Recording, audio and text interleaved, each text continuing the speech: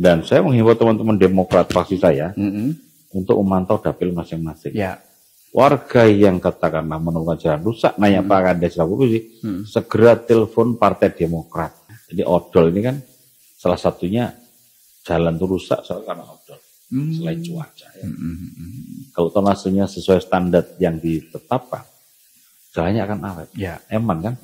Sudah kita bangun soro-soro, anggaran mahal, karena 1-2 orang gelintir karena odol tadi kan fatal. Jalan bukan sudah aspal. Ini masa depan bangsa ini. Nah, artinya apa?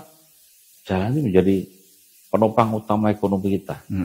Ekonominya ya, para wisatanya lah, manusianya lah ya. Banyak hal ini. Dan justru kemajuan negara. Makin banyak jalan mulus, banyak tol, negara maju itu.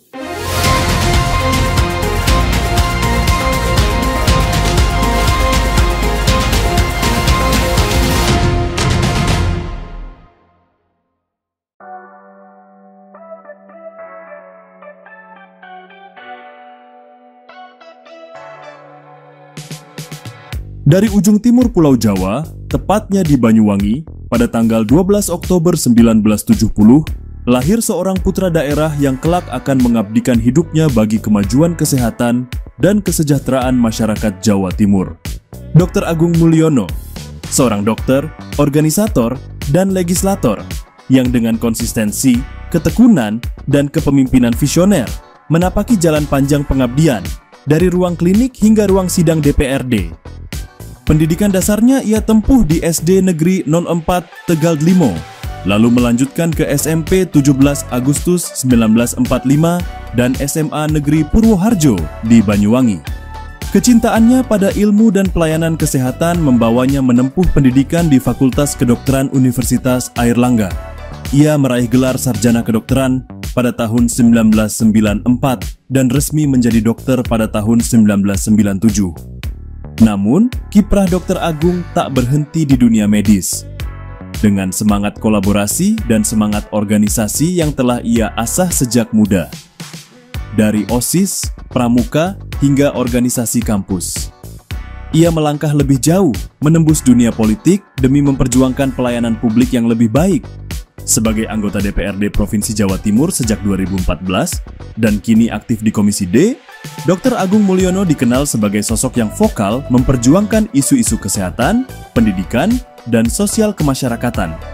Ia juga aktif sebagai anggota Badan Anggaran DPRD Jatim, sebuah posisi strategis dalam menentukan arah pembangunan daerah. Tak hanya aktif di legislatif, Dr. Agung juga turut membesarkan Partai Demokrat di Jawa Timur. Ia dipercaya memegang berbagai posisi penting, dari koordinator dapil, kepala balitbang, hingga kini menjabat sebagai sekretaris fraksi dan bendahara DPD Demokrat Jatim. Selain itu, pengabdiannya di dunia kesehatan terus berlanjut. Ia pernah menjabat sebagai Ketua Umum Perhimpunan Klinik dan Fasilitas Pelayanan Kesehatan Primer Indonesia, serta konsultan kesehatan di berbagai perusahaan besar nasional, dari PLN hingga Semen Gresik. Dr. Agung Mulyono bukan hanya seorang dokter, ia adalah pemimpin, pembela aspirasi rakyat, dan pejuang di garis depan pelayanan publik. Dari ruang kelas di Banyuwangi hingga ruang sidang DPRD Jawa Timur, ia terus melangkah dengan hati untuk rakyat dan visi untuk masa depan. Dr. Agung Mulyono, untuk Jawa Timur yang sehat, adil, dan sejahtera.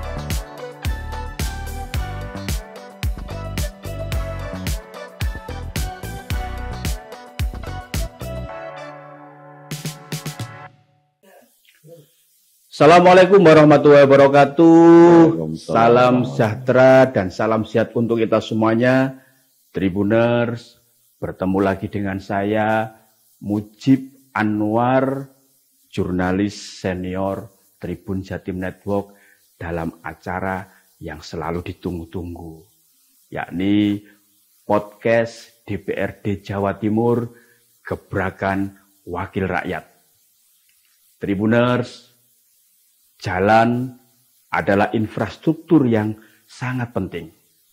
Jalan bukan hanya sekadar aspal yang menghubungkan daerah satu dengan daerah yang lainnya, atau tempat satu dengan tempat yang lainnya.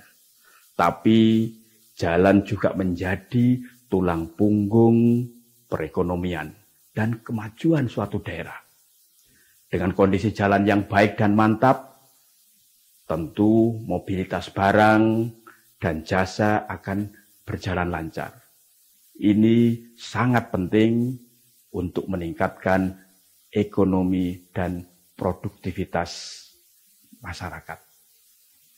Nah, untuk kali ini kita akan mengangkat tema jalan provinsi di Jawa Timur bukan sekadar aspal, tapi masa depan daerah. Tribuners, untuk mengulas tema yang sangat menarik tersebut, sudah hadir bersama kita Bapak Dr. Agung Mulyono. Beliau ini adalah Ketua Fraksi Partai Demokrat DPRD Jawa Timur, sekaligus anggota Komisi D Bidang Pembangunan DPRD Jawa Timur. Langsung saja kita sapa Dr. Agung, ini politisi senior ini dari Partai Demokrat. Assalamualaikum, Dok. Salam, Mas. Salam sehat. Sehat selalu. Ya. Dok, ini soal jalan ini kan tema yang sangat menarik, Dok. Ya. Ya. Karena setiap hari masyarakat selalu melewatinya. Ya. Infrastruktur yang menjadi selalu jadi sorotan masyarakat. Jika ada jalan yang rusak, berlubang, bergelombang, dan lain sebagainya. Nah, di Jawa Timur itu kan panjang jalan provinsi itu kan mencapai 1.671 km, Dok, dengan lebar antara 7 sampai 8 meter ya lebarnya. Nah, Jakarta itu. Atas panjangnya jalan provinsi di Jawa Timur ini, catatan Dr. Agung, ya. Bagaimana, Dok? Oke, selamat siang pemirsa semuanya. Saya nyapa dapil saya, Situbondo, Bondowoso, Banyuwangi. Sampai jumpa lagi dalam rangka podcast. Ya. Ini masuk di bidang dinas bina marga tentang jalan. Pemirsa semua, jalan raya di Jawa Timur itu ada 3 klaster. Klaster kabupaten, provinsi, dan pusat nasional. Ya. Kita di klaster provinsi ini panjangnya 1.471 km. Betul. Kalau dibentangkan, sini Jakarta lebih gitu. Itu PP itu malah. Ya. Khusus jalan provinsi, jadi ciri khasnya adalah lebarnya lebih dari 6 meter, 7-8 meter, kalau kabupaten itu 5 meter. Dan sampai hari ini kemantapan provinsi itu rata-rata di atas 80%. Jadi saya sampaikan insya Allah mulus. Contoh dapil saya, Situbondo, Bondowoso, Banyuwangi. Ini dapil 4 Jatim ya? Ya, bahkan umumnya Jawa Timur lah. Ya. Saya ngomong dapil saya karena saya menguasai. Kalau ada apa-apa, saya janji 2 kali 2 jam beres. Lubang, rusak pun beres. Kenapa? Ada anggaran, contoh Banyuwangi 20 miliar 10 tahun. Untuk perawatan. Sehingga ini, dan saya kemarin juga kunjungan perlu, saya minta pada OPT, jadi jangan sampai nunggu rusak. Ya. Ada namanya preventive action dan corrective action. Saya kemarin ngecek juga, karena udah agak rusak gitu, kalau Pak Kades, saya kirim ke beliau, gak pakai lama, 2 hari selesai. Nah, saya pesan, kemarin kalau udah pindah marga, jangan nunggu rusak, anggarannya udah jelas ada, dan jangan nunggu ada komplain masyarakat. Artinya proaktif ya, Dok? Proaktif. Ya. Mereka harus keliling, namanya preventive action tadi, dan dia pasti tahu mana-mana daerah yang sering rusak karena hujan, karena genangan dan sebagainya. Sehingga di situ lakukanlah perawatan. Ya. Sebaliknya kalau ada masalah komplain maka segera ditangani. Mestinya kalau mereka kerja dengan baik, anggaran dapurnya setahun itu dikurang dengan baik, langsung rusak itu mestinya. Kecuali ada cuaca yang ekstrim gitu ya. Jadi pemirsa, jalan provinsi adalah insya Allah ciri khasnya jelas, lebih halus, lebih lebar dibanding jalan kabupaten. Dan kalau ada yang jalan masuk-masuk di ganggang desa ya jalan kabupaten. Ini antara jalan nasional dengan jalan kabupaten adalah jalan provinsi. Dia menghubungkan dua wilayah di tingkat provinsi begitu, antar kabupaten ya. Contoh di Situbondo Bondowoso, sepanjang jalan Situbondo ke Bondowoso provinsi semua itu. Nah, justru yang dari Jember ke Bondowoso juga itu jalan provinsi juga itu. Jadi, justru di Bondowoso nggak ada jalan nasional, Situbondo ada. Nah, jadi itu contoh, masuk arah-arah itu jadi besuki ke arah arah Bondowoso provinsi itu. Gitu. Mulus kan? Ya. Dok, karena ada perawatan. Ini kan terkait jalan ini kan menarik, Dok ya. Ketika masyarakat melihat ada jalan rusak itu kan terkadang tidak tahu ini jalan ini tanggung jawab pusat kah, provinsi kah, kabupaten kota kah, atau tanggung jawab siapa? Yang dilihatnya, oh ini jalan rusak harus segera diperbaiki. Karena ini kalau tidak segera diperbaiki nanti bisa berdampak yang lainnya, menimbulkan kecelakaan kah, atau kalau tidak makin diperbaiki rusaknya semakin parah kan seperti itu. Jika ada menemui seperti itu, bagaimana Dok untuk menyikapinya? Kan sering gitu. Nomor satu, hari ini kita podcast tujuannya pencerahan masyarakat. Oke. Ya. Tak jelas saja 3 klaster. Jalan kabupaten, jalan provinsi, jalan nasional. Dan warga yang menemukan jalan rusak, segera nanya Pak Kadesnya. Gampang. Pak Kades, ini jalan kabupaten atau provinsi atau nasional. Khusus provinsi sebaiknya segera laporkan. Ada hotline-nya. Hotline Bina Marga. 24 jam. Dan saya menghimbau teman-teman Demokrat fraksi saya untuk memantau dapil masing-masing. Ya. Warga yang katakanlah menemukan jalan rusak, nanya Pak Kades provinsi, segera telepon Partai Demokrat. Gitu. Kita kawal. Oke? Agar semacam unit reaksi cepat segera jalan ya. Tadi kan karena Gubernur janji 1-24 jam. Saya janji 2-4 jam di dapil saya. Bahkan terjelek 3 hari lah. Senin komplain, Rebu beres. Rebu komplain, Jumat beres. Kalau ternyata yang rusak bukan jalan provinsi, Dok, tapi nasional atau kabupaten kota, kebetulan yang disambati ini Dr. Agung ini. Ya. Gimana menyikapinya, Dok? Saya paling juga nyaman Pak Kades. Luas bupati ya, ketemu ya sama bupati. Karena kita kerjaannya banyak, Bu. Nanti kalau ngurus kabupaten, gak cukup anggarannya nanti. bagi tugas. Ya. Dok, di wilayah dapilnya Dr. Agung, yang dapil Jati 4 yang ada Banyuwangi, Bondowoso, sama Situbondo. Dalam beberapa minggu terakhir ini kan jadi sorotan, bahkan viral. Karena ada penutupan jalur Gumite. Ya. Meskipun itu adalah jalan nasional, tapi ini kan dampaknya kan cukup luar biasa kan. Ya.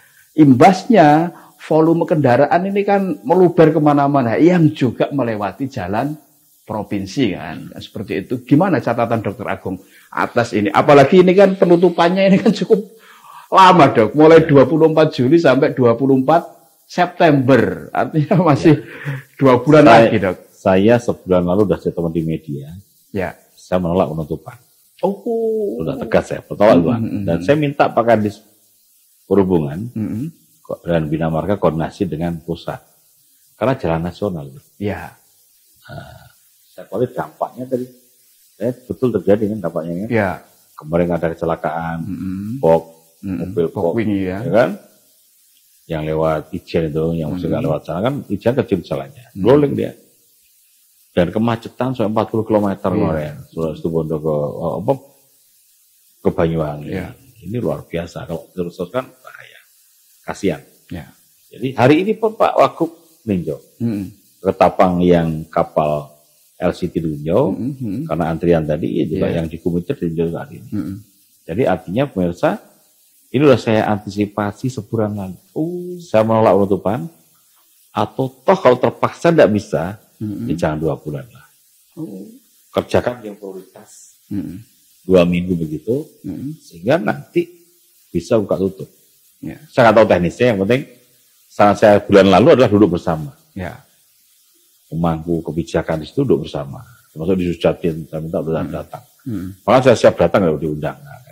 Artinya tidak hanya segera nutup saja, dampaknya luar biasa. Dan duta perekonomian. Ya. Ini udah mulai baik-baik, ini ekonomi membaik, gara-gara ini bisa fatal nanti. Ya. Saya berharap nggak pakai lama, segera ada solusi. Pusat, provinsi, kabupaten duduk bersama. Jadi ada solusi. Ya, oke. Itu kan dapilnya Dr. Agung. Oh, Jember juga. Ya, Perbatasan, karena ada ini perbatasan kan. Tapi kan juga mencakup Jember, Banyuwangi, Jember, Situbondo, Bondowoso. Apa Dok? Ini kan pasti banyak ini keluhan terutama yang disampaikan oleh konstituennya Dr. Agung. Ya pasti atas dampak luar biasa dari penutupan jalur Gumitir tersebut. Pasti mereka tentunya kalau bisa marah ya, karena berdampak begitu fatal menurut saya. Ya. Baru pertama ditutup saya udah kayak gitu dapat. Ya. Apalagi ditambah lama-lama tambah bermasalah. Intinya apa? Apalagi hari ini Pak Wagub kan turun juga. Betul. Nah, duduk bersama. Provinsi, pusat, kabupaten duduk bersama mencari solusi. Apa solusinya? Kalau saya sejak awal jangan tutup. Kalau tahu susah tutup jangan lama-lama. 2 minggu prioritas bangun apa yang harus diprioritas dibangun yang bisa dilewati buka tutup gitu. Dengan kerja keras lembur lah, apapun lah dengan alat yang canggih yang terkini. Karena itu jalur utama itu. Ya. Kecuali jalur selatan udah jalan, udah jadi nggak masalah itu. Artinya itu kan urat nadi ya bagi masyarakat di Jember sama mungkin orang kali baru itu ya. Mau ke Jember lewat Situbondo kan jauh sekali. Muter ya Dok. Muternya berlipat-lipat itu. Dok, kalau ternyata tetap masih ditutup sampai tanggal 24 September Dok, apa ini? Kira-kira yang perlu. Kalau kita udah ingatkan, yang lain ingatkan, nanti masyarakat bisa marah kayak Pak Presiden turun aja tuh, Pak Presiden bisa negur petugasnya kementeriannya nanti. Karena masyarakat bergejolak, ya. Nah, hati-hati. Ini sudah muncul loh Dok, sulit untuk mendapatkan BBM. Nah, ibunya hari ini ya. Kan, sudah muncul kan. Terus saya yakin loh Pak Presiden dengar ini pasti gerak cepat beliau. Saya yakin karena ini bawah-bawahnya harus peka. Jangan sampai ini berakibat fatal, ya, ya kan? Ini hal yang begini sudah sulit tangan. Ada duduk bersama cari solusi lah. Mumpung belum terlambat. Ya. Dok, meskipun tadi Dr. Agung menyampaikan sebenarnya sudah sebagian besar ya dari 1.671 km jalan provinsi itu sudah baik, mantap. Tapi kan masih ada ini Dok yang perlu ditingkatkan kualitasnya. Nah, catatan Dr. Agung. Yang paling penting adalah ini perlu kolaborasi dengan masyarakat. Masyarakat ikut berpartisipasi dalam pemeliharaan ini. Artinya apa? Kalau ada sekilas rusak dikit segera komplain. Jangan nunggu parah baru komplain. Ya. Jadi kita kan pernah dengar lihat di TV-TV itu. Ditanami pisang, ditanami macam-macam. Karena tidak kunjung diperbaiki ya. Bisa dua hal, atau mereka tidak lapor sini mungkin, atau emang kabupaten nggak ada anggaran. Saya publikasikan jelas anggarannya. Contoh Banyuwangi, 20 miliar setahun. Kan banyak. Itu kalau Banyuwangi 20, kayak Situbondo sama Bondowoso, sama juga. Banyuwangi itu masuk, Situbondo masuk Banyuwangi. Bondowoso sekitar 14 miliar lah. Banyak, rata-rata banyak, miliar lah. Artinya kalau mereka untuk gunang perawatan cukup. Terbukti dapil saya mulus semua jalan provinsi. Itu yang selalu dikawal oleh Dr. Agung untuk menjamin bahwa soal infrastruktur jalan ini sangat penting. Saya pernah meresmikan jalan di Banyuwangi dari jalan nggak bagus, sekarang provinsi jadi mulus. Tahu nggak? 3 bulan pertama kecelakaan banyak meninggal. Ini kan peran masyarakat penting kan? Iya. Nanti kita repot, jalan jelek dikomplain. Jalan mulus. Gaspol masalah, ya kan? Gaspol remblong ya. Salah kita, nggak boleh. Jadi perlu artinya peran serta masyarakat, tokoh agama, tokoh masyarakat, kan ini. Ya, jangan ngebut. Edukasi ya. Rambu kita kasih sudah. Ya, jadi udah mulus sekali jalannya. Karena saya bebas, saya pakai gue. Keren. Iya. Dok, terkait soal infrastruktur jalan ini kan yang juga sering menjadi sorotan bahkan mau diatur ya. Dan ini adalah soal overload dong.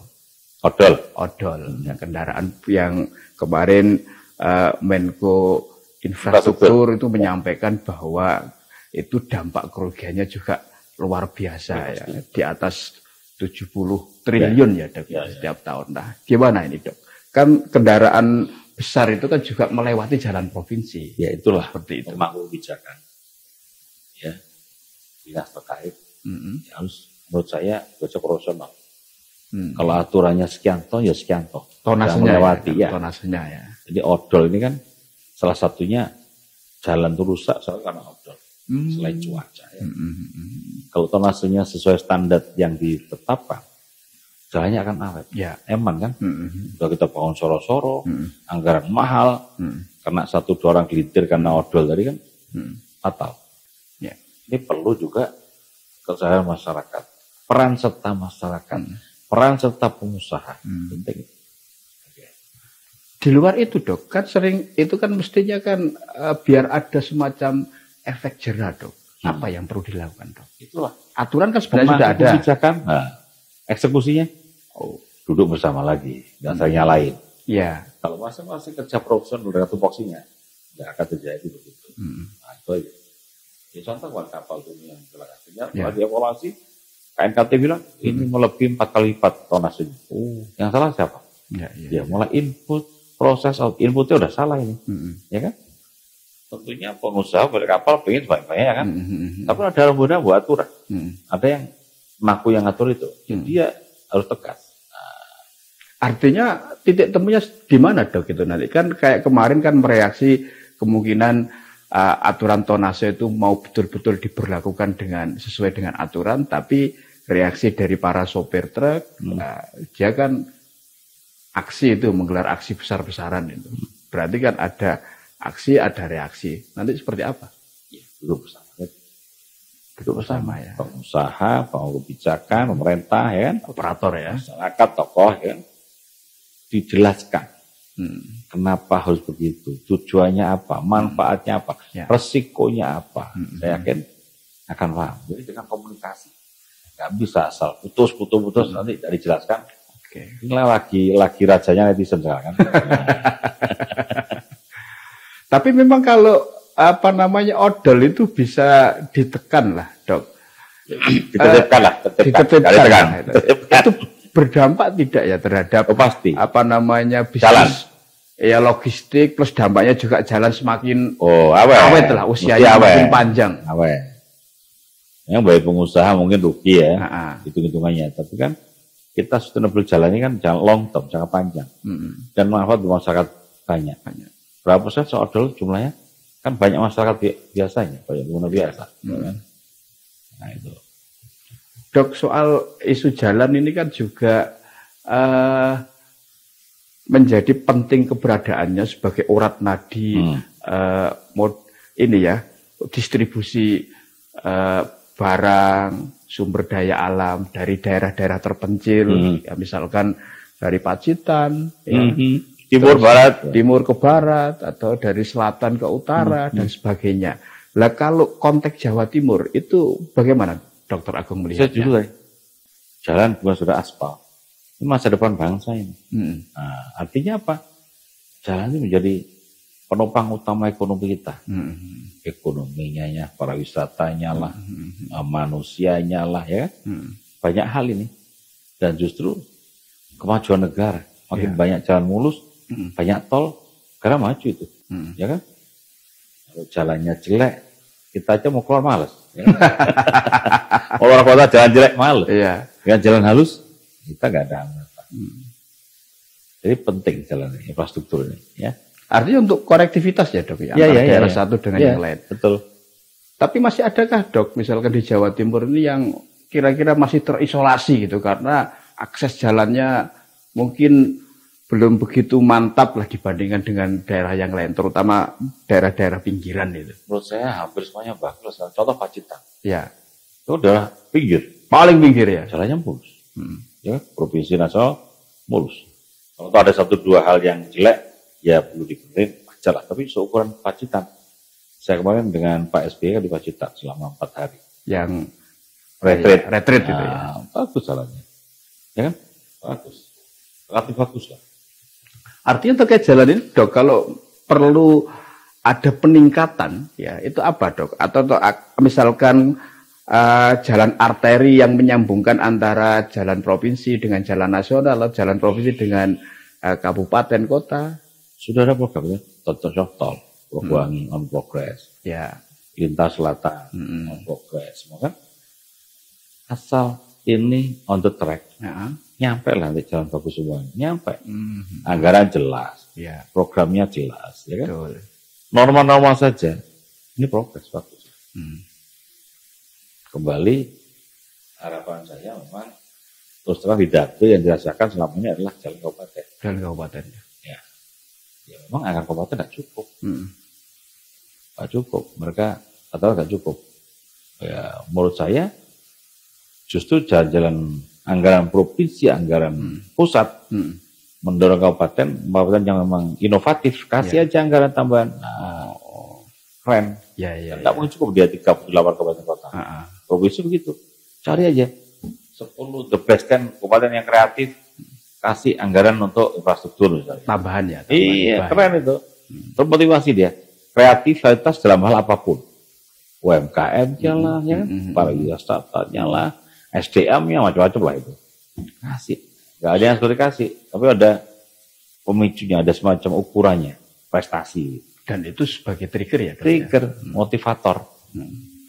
Sudah coba disampaikan tidak dok itu oleh saya podcast udah 2-3 kali DPRD Jatim kepada Pemprov terkait pentingnya tadi membuat sebuah belum. Saya podcast 3 kali podcast sampaikan. Semoga buku ini didengarkan, Pak TAP didengarkan gitu aja. Jadi dia ngasih anggaran ke karena kabupaten pun anggarannya kurang. Contoh rel kereta ke Banyuwangi. Ya. Rel kereta yang tidak ada palang pintunya di sana lebih dari 80 palang pintu. 80 lebih. Itu hanya di Banyuwangi. Banyuwangi aja, belum Jember. Belum Jember. Oh iya. Sehingga provinsi tak mintakan anggaran sampai 4 titik. Lumayan. Iya. 4 titik mahal 1,6 miliar itu. 4 kali 4 1,6 miliar.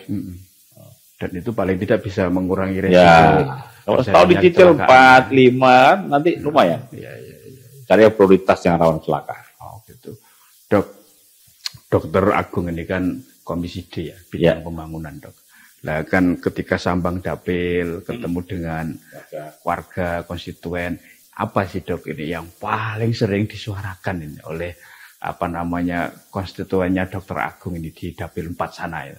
Oh normatif, jalan Ya. perekonomian. Pinjam bank bagaimana? Oh pinjam biar ada bunga lunak lah, ada mudah perbankan, ya. Kemudian lebih ke arah mayoritas adalah itu menurut saya ekonomi terutama. Ekonomi. Kasihan kita kan. Nah, apalagi pasca COVID kan dapat luar biasa. Untuk pemulihan itu. Ya. Kalau terkait infrastruktur, apa dok yang paling sering diaspirasikan oleh warga? Jalan desa. Jalan desa ya. Ya kita bantu juga apa irigasinya kita bantu juga apa. Jadi artinya yang bisa kita bantu termasuk kereta tadi, Perlintasan tadi ya. Ya, nyapu jalan. OPJU ya dok ya. OPJU. Nah. Jadi yang kebutuhan dasar masyarakat yang dibutuhkan ya kita dengarkan, kita aspirasikan, ya kita ajukan ke Pak Gubernur. Dok, kan jalannya mantap, tapi seringkali kan soal penerangan kan yang masih juga sering dikeluhkan oleh masyarakat. Gak apa? Kembali perasa masyarakat. Nah, nanya Pak Kadesnya, ini provinsi atau kabupaten? Provinsi ajukan saja. Ya. Nah, kita udah sering ngasih rambu jalan. Asal jalan provinsi. Bagi tugas. Dan itu sudah clear ya dok ya atas ini menjadi tanggung jawabnya siapa? Oh jelas, kan jelas. Di provinsi, kabupaten jelas. Sistem koordinasi jelas. Seperti apa? Saya pun kalau mau ngasih rambu jalan, saya juga ngundang orang di sub kabupaten. Ya jelas. Dok, ini kan kayak perbaikan, peningkatan kualitas jalan itu kan harus selalu dilakukan. Tapi tahun ini itu kan ini ya ada efisiensi anggaran. Berdampak nggak dok itu dok? Ya pasti berdampak. Cuman kembali kelihaian seorang kepala dinas. Ya. manajerial dia. Dia punya priority. Dengan anggaran yang gede, dia punya prioritas. Ya. Anggaran yang dikurangi, dia punya prioritas. Betul. Nyatanya, saya lihat di dapil masih oke, jalan. Meskipun ada efisiensi. Oh iya, masih jalan oke. Dia sampaikan buat prioritas, skala prioritas. Dari sisi anggaran, Dok, turun, Ya, pasti turun. atau seperti apa? Pasti turun, kurangi. Kita terdapat semua. Tapi dengan turun, dia masih punya skala prioritas. Mana yang urgent, mana yang mendesak, mana yang penting, tidak penting. Ya. Gitu aja. Malah bagus namanya. Tes OPD yang cerdas. Tes OPD ya. Dengan anggaran yang berkurang itu gimana kinerjanya? Gimana dia prestasi ya gitu. Nah, ini kan sudah berjalan lebih dari 1 semester, Dok. Ya. Catatan dari Dr. Agung seperti apa? Ketika efisiensi anggaran, ya, anggarannya kan berkurang ini. Nah, apakah? Ya saya apresiasi. Udah gubernur, Wagub, OPD, mereka masih bisa melakukan kegiatan yang prioritas dan dirasakan masyarakat. Masih fine-fine saja lah. Ya, kalau di dikurangi, itu kembali lagi kelihayan OPD tadi. Artinya sebenarnya tantangan utama, Dok, terkait infrastruktur jalan itu kalau menurut hemat Dr. Agung apa sih sebenarnya? PR utamanya? Ya satu anggaran lah. Anggaran ya. Yang kedua memang pengaruh cuaca juga berpengaruh kan. Hujan terus, banjir terus, jalan udah rusak kan. Nah, kembali ke anggaran. Menurut saya 2 hal itu yang utama. Bisa yang lain-lain. Tapi saya yakin kalau teman-teman kreatif, kemudian kreatif, anggaran segitu cukup lah untuk penyiaran, ya kan? Untuk skala provinsi. Terus untuk anggaran di APBD Jawa Timur sendiri, Dok, memang sudah cukup atau kurang atau seperti apa? Kalau boleh ngomong kurang ya kurang. Ya kan? Artinya dari yang sekarang itu dengan baik, kembali pilih skala prioritas. Kalau saya sering ngomong, mana yang mendesak, mana yang penting dulu kan. Skala prioritas. Yes. Itu yang selalu coba dilakukan. Saya pesankan ya. Dok, kan sebagai legislator ini kan juga mengawasi ya. Ya, pengawasan kan. Dan penganggaran ya. Atas fungsi pengawasan ini, Dok. Saat ini seperti apa, Dok? Prakteknya itu? Ya, jalan normal saja. Contoh kunjungan kerja, tidak ya. Kunjungan antar daerah, bahkan kita dibanding antar provinsi. Ya. Kemudian Kemendagri, ya kan? Contoh kemarin saya barusan pulang dari Banyuwangi pengawasan jalan, ya kan? Mana yang rusak, pemantapan berapa persen, kan tahu dari situ pemantapannya. Kemudian dengan cuaca hujannya, apa antisipasimu, ya kan? Kemudian mana-mana yang sering rawan rusak jalannya, rawan kecelakaan juga ya. Ya, jadi kita bahkan tinjau lapangan gitu, bila perlu.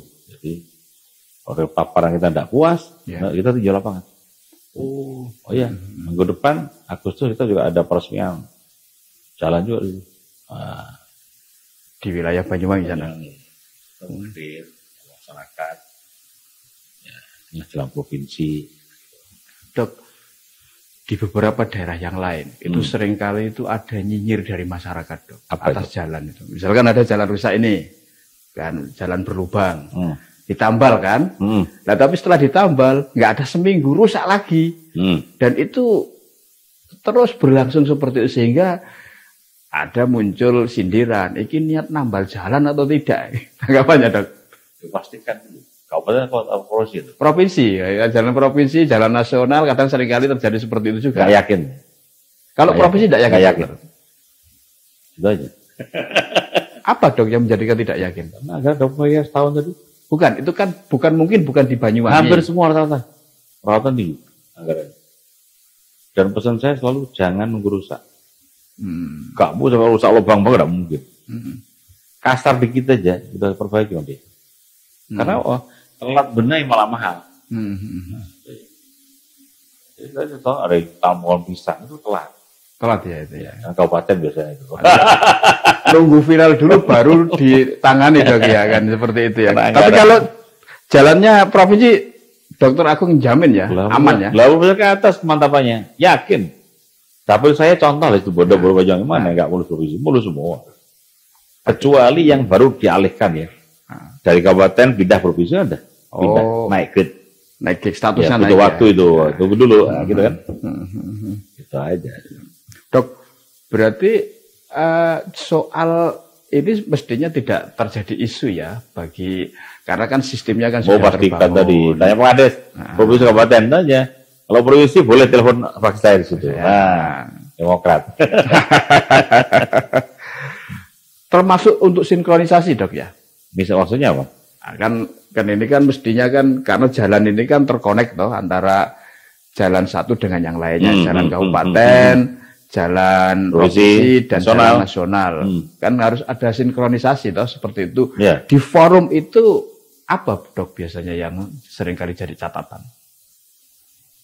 Ya artinya kalau ada masalah di pertemuan antara nasional provinsi ya kita selesai bersama. Tapi kalau jalan jelas-jelas ini provinsi, ini kabupaten, ini nasional, ya kita akan tanggung jawab masing-masing. Tentunya mengelolanya dan membenahinya. Jadi selama ini nggak ada masalah. Yang sering justru irigasi, BWS, aliran sungai yang gede itu pusat dengan kita. Itu yang sering. Kalau jalan relatif enggak. Aman ya. Jelas, karena jelas. Saya yakin masyarakat tahu. Ini desa, kabupaten, ini provinsi tahu dia. Ini nasional tahu. Dan itu kan artinya jalan itu memang betul-betul infrastruktur jalan ini masa depan bangsa ya. Untuk menjaga perekonomian itu tetap. Menurut saya tolak ukur kemajuan dua daerah itu jalannya. Atau provinsi lah. Kalau jalannya mulus semua kan bagus gubernurnya kan gitu. Ini berarti ada istilah ini Dok, di suatu daerah itu kalau naik kendaraan ya jalannya itu kan nggak terasa, tiba-tiba jedul, oh berarti ini sudah pindah ke daerah yang lainnya ya. Dok, terakhir bupati pun diukur di situ aja. Ya. Jalan jelek bupati nggak bagus gitu aja udah nggak apa-apa. Tapi gimana Dok agar itu juga menjadi mindset, artinya wujud tanggung jawab suatu pimpinan atau kepala daerah bahwa soal infrastruktur ini menjadi sangat penting. Ya masyarakat, peran masyarakat, koreksi dong. Ini zaman netizen sekarang kan. Ya. Foto saja, foto kirim medsos, apa-apa. Untuk berbagai tujuan, bukan untuk jelek-jelekin ya. Ya. Tujuannya kebaikan, untuk mengontrol. Kan berat masyarakat. Ya. Jadi menurut saya memang hari gini bupati, wali kota, gak apa-apa dikontrol dengan cara begitu. Justru saya bilang jalannya masa depan bangsa.